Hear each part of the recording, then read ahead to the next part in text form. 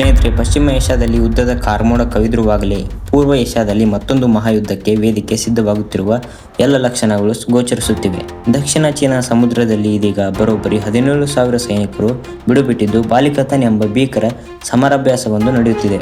America, Japan ಮತ್ತು Philippines ಸೇರಿದಂತೆ ಒಟ್ಟು 7 ದೇಶಗಳು ಒಗ್ಗೂಡಿ ನಡೆಸುತ್ತಿರುವ ಈ ಕದನ ತಾಲೀಮು ಚೀನಾದ ತೀವ್ರ ಕೋಪಕ್ಕೆ ಕಾರಣವಾಗಿದೆ. ಅಷ್ಟಕ್ಕೂ ತನ್ನದೇ ಅಂಗಳದಲ್ಲಿ ನಡೆಯುತ್ತಿರುವ ಈ ಸಮರಾಭ್ಯಾಸ ಕಂಡು ಚೀನಾ ಬೆಚ್ಚಿ ಬಿದ್ದಿದ್ದೇಕೆ? ಬನ್ನಿ ಇವತ್ತಿನ ವಿಡಿಯೋದಲ್ಲಿ ನೋಡೋಣ. ದಕ್ಷಿಣ ಚೀನಾ ಸಮುದ್ರವನ್ನು ತನ್ನದೇ ಆಸ್ತಿ ಎಂದು ಮೆರೆಯುತ್ತಿರುವ ಚೀನಾದ ಅಹಂಕಾರವನ್ನು ಮುರಿಯಲು ಅಮೆರಿಕ ಮತ್ತು ಮಿತ್ರ ರಾಷ್ಟ್ರಗಳು ಹೆಣೆದಿರುವ ಬಹುದೊಡ್ಡ ತಂತ್ರವೇ ಈ ಬಾಲಿಕಥನ್ ಸಮರಾಭ್ಯಾಸ. ಹೆಗಲಿಗೆ ಹೆಗಲು ಕೊಡುವುದು ಇದರ ಅರ್ಥ.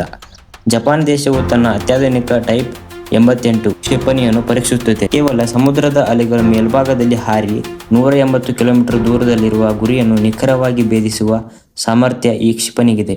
ಇತ್ತ ಅಮೆರಿಕ ಕೂಡ ತನ್ನ ಅತ್ಯಾಧುನಿಕ ಆಂಟಿಶಿಪ್ ಕ್ರೂಸ್ ಕ್ಷಿಪಣಿಗಳು ಮತ್ತು ಹಿಮಾರ್ಸ್ ರಾಕೆಟ್ ವ್ಯವಸ್ಥೆಯನ್ನು ಪ್ರದರ್ಶಿಸುತ್ತಿದೆ. ಸಮರಾಭ್ಯಾಸ ನಡೆಸುತ್ತಿರುವುದನ್ನು ಕಂಡು ಚೀನಾ, ನೀವು ಬೆಂಕಿಯ ಜೊತೆ ಸರಸವಾಡುತ್ತಿದ್ದೀರಿ ಎಂದು ಬಹಿರಂಗವಾಗಿ ಎಚ್ಚರಿಕೆ ಕೊಟ್ಟಿದೆ. ಅಷ್ಟಕ್ಕೂ ಅಮೆರಿಕ ಇಲ್ಲಿಗೆ ಬರಲು ಅಸಲಿ ಕಾರಣವೇನು ಗೊತ್ತಾ? ದಕ್ಷಿಣ ಚೀನಾ ಸಮುದ್ರದ ಮೇಲಿನ ಚೀನಾದ ದೌರ್ಜನ್ಯ, ವಿಶೇಷವಾಗಿ ದ್ವೀಪಗಳು ಬಳಿ ಚೀನಾ ಉದ್ದೇಶಪೂರ್ವಕವಾಗಿ ಸೈನೈಡ್ ರಾಸಾಯನಿಕವನ್ನು ಬಳಸಿ ಅಲ್ಲಿನ ಮೀನುಗಳನ್ನು ಕೊಲ್ಲುವ ಮೂಲಕ ನೆರೆಯ ಫಿಲಿಪೈನ್ಸ್ ಮೀನುಗಾರರ ಹೊಟ್ಟೆಯ ಮೇಲೆ ಹೊಡೆಯುತ್ತಿದೆ.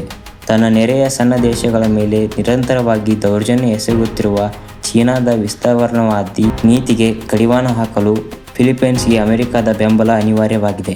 ಇದೇ ಕಾರಣಕ್ಕೆ ಇಂದು 17,000 ಸೈನಿಕರು ಚೀನಾದ ಎದೆಬಡಿತವನ್ನು ಹೆಚ್ಚಿಸುತ್ತಿದ್ದಾರೆ. ಸ್ನೇಹಿತರೆ, ಏಷ್ಯಾ ಖಂಡದಲ್ಲಿ ಪ್ರಾಬಲ್ಯ ಸಾಧಿಸಲು ಅಮೆರಿಕ ಮತ್ತು ಚೀನಾ ನಡೆಸುತ್ತಿರುವ ಈ ಸಂಘರ್ಷದ ಬಗ್ಗೆ ನಿಮ್ಮ ಪ್ರಾಮಾಣಿಕ ಅನಿಸಿಕೆಯನ್ನು ಕಮೆಂಟ್ ಮಾಡಿ ತಿಳಿಸಿ. ನಮಸ್ಕಾರ.